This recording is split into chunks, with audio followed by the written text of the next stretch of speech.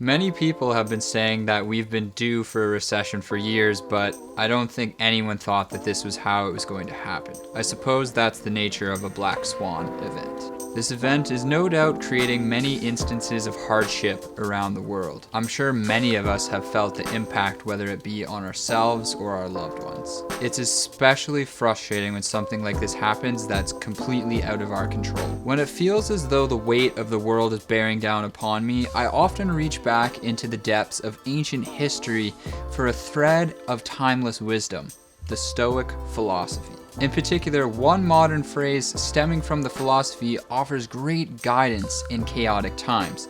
It goes something along the lines of, grant me the serenity to accept things that I cannot change, courage to change the things that I can, and wisdom to know the difference. Today, let's accept the things that we can't change right now, and instead talk about the things that we can. Let's not only make sure that we survive this recession, let's go the extra mile and try and thrive. I have a 5-step plan that I've been sharing with friends, family, and loved ones, and today I'd like to share it with you too. Maintaining an income is crucial to thriving in a recession. In good times, job security can seem like a given, but in bad times, it can be as if a rug was pulled out from under you. For those of you who are still employed, ask yourself, have you been showing up every day? And I don't mean physically, I mean performance-wise. I know I'm guilty of not being 100% every day. That's what it is to be human. But if you know deep down that you've been slacking at your job, now's the time for the alarm bell. Now is the time to tighten your bootstraps and buckle down. Now is the time that you might be competing for a spot. Now is the time to remember why you need this job. Maybe it's loved ones at home. Maybe it's your dream career path. Or maybe it's just keeping the lights on. Regardless of any reason, any person who has lost their job would be quick to tell you not to take yours for granted. Become indispensable. Show your workplace why they need you. Make it so damn hard for them to let you go. Do everything that you can do and accept the things that you can't, knowing full well that you gave it your all when it counted. To those of you who have lost your jobs, clients, or gigs, I empathize with you. I know several people who have.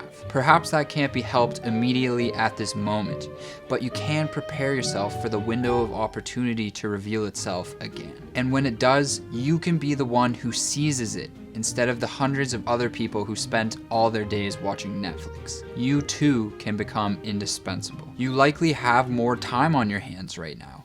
In a way, this is a silver lining because you can spend an immense amount of time right now to improve yourself rapidly. Like a bowstring being pulled back farther and farther every day you work on yourself until the moment you're ready to release it at a target. You can emerge from this better and stronger. In the northern lands of Winterfell, they speak of an ominous winter that is ever approaching. That winter is here. Just like in the winter of Westeros, our recession is a time to tighten our belts and really buckle down. It's a time to ruthlessly cut discretionary spending. Discretionary spending is any spending on non-essential things. Entertainment, eating out, and consumer goods all fall under this category. Fortunately, the nature of this economic crisis has left us with essentially nowhere to go. We can't go to the movies, we can't go on a date at a restaurant, we can't go to the bar. So this limits us from spending our money to a normal degree. So then what are the main culprits of unnecessary spending in our unique financial situation right now? Well, online shopping comes to mind, as does takeout food delivery. Things which may have been nice to have before might have to get cut out completely. You may have to completely alter your lifestyle. It may be completely unpleasant, but being completely broke will be far more unpleasant. Give yourself the gift of stability by sacrificing what you don't really need. As an anecdote from my own personal life, as I began to get really serious about the pursuit of financial independence, it meant that I had to maintain a very high savings rate, above 50% even. In order to do this, I chose to rid my life of the activities and items that did not bring me true happiness and fulfillment. The process was very difficult at first because of societal pressure that we all face. But now I'm in a position where I only have the things in my life that make me truly happy and fulfilled, and I'm on track to be free financially. I wonder if this period of time you have now to discover what makes you truly happy and fulfilled will change you going forwards. You might be surprised. Have you ever heard the phrase "FU money"? Or how about the position of FU? A scene in the movie The Gambler illustrates it beautifully. Being in this position allows you to say FU to anything that you don't want to do. How do you get there?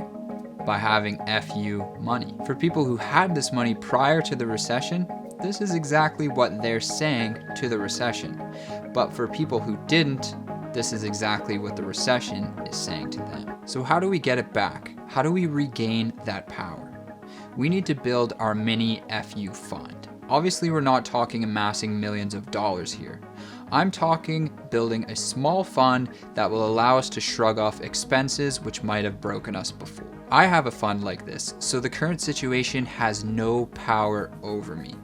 A long time ago, I put over 6 months worth of my living expenses into a high interest savings account and never touched it specifically for this purpose. I sacrificed things in the short term that didn't bring me true happiness anyway to create strength and stability in the long term. If you can find the discipline, grit, and fortitude to adjust your daily habits to the point where you can build this fund, then you'll be able to say those magic words. Obviously, the best time to plant this tree was before the recession struck, but the next best time is now. Don't berate yourself or dwell on the fact that you weren't able to have any savings before the economic crisis. Maybe no one told you you're supposed to have an emergency fund. Maybe your lifestyle was a little bit too lavish. Or maybe you were just barely making ends meet before. Right now, the only way through is forward. And the way forward is through assessing, adjusting, and acting. Now repeat after me. FU. Our economy is based on a system of credit. The idea is that the future should be better than the present. In the future, we're banking on businesses and individuals having more money and earnings than they do now. History has shown us that this is the trend.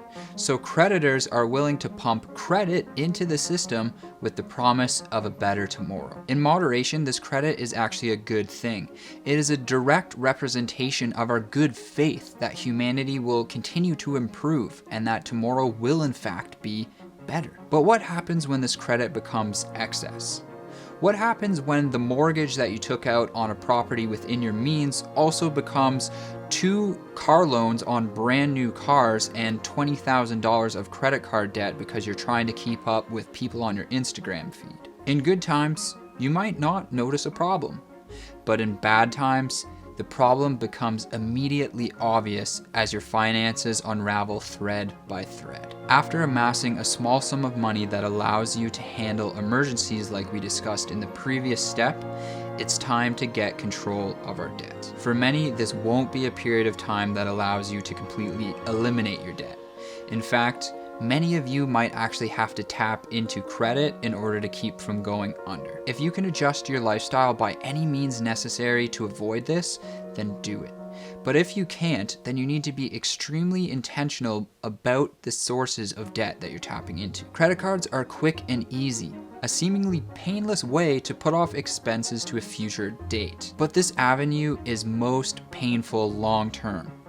Interest rates on credit cards are astronomical. Racking up thousands of dollars of credit card debt will make recovering from the recession way more difficult. Explore lower interest options that are available to you and look into consolidating your debt. The basic premise of debt consolidation is to use only one source of lower interest debt to pay off all your other high interest debt. At this point, you're left with the total amount of all that debt consolidated to a single source with a lower interest rate. This makes handling the debt much more clear and manageable because you'll know the exact monthly payment required to service the debt and your interest charges should be much lower. Debt is a topic that I've yet to cover in great detail on my channel, but I have plans to dedicate a huge chunk of content to talking about it. So if that's something that maybe interests you, then consider subscribing and hopefully I can share something helpful with you. The time to buy is when there's blood in the streets. These words were uttered by Baron Rothschild in the 18th century after the Battle of Waterloo had taken place. He made a fortune buying property in the panic that followed. The words, although very grim, became part of a school of thought called contrarian investing. The idea is that you go in the opposite direction of the herd. Individuals who excel at a particular activity often think along the same lines. Take for instance the cliche phrase stolen from Wayne Gretzky and brought to essentially every board meeting across corporate America. Skate to where the puck is going to be, not where it has been. As repeated as the words are, they are no less true. The idea of being a buyer when everyone is selling is you anticipating where the puck is going to be instead of going to where it currently is. This takes the normal capacity for a profitable investment and stretches it to a very large degree. If you invested in an S&P 500 index fund at the worst point in the Great Recession of the financial crisis in 2008 and held on to that investment until December of last year, you would have seen your money multiply by almost 5-fold. Even now, with the markets taking a beating, you still would be up around 360%. But of course, I must caution you against 3 things. The first is that this will likely cause you great emotional distress. Imagine yourself walking towards the entrance of a building while swarms of people are pouring out of it. Investing into a down market is very similar to this. It's scary, it's uncomfortable, it's volatile. If you're going to enter the building, then you better leave your emotions at the door. The best way to do that is to have a plan going in. A plan you made when your mind was untouched by fear. A plan that you know is logical and sound. Dollar cost averaging is one of these plans. Lump sum investing is also one of them. Either will be successful if invested into the right assets and then left alone. I've made several videos on how to get started investing and also videos on specifically how to invest in a recession.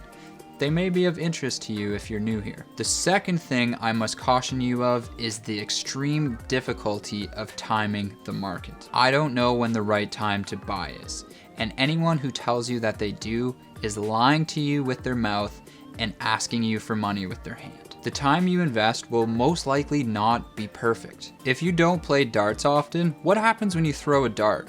It's probably not a bullseye.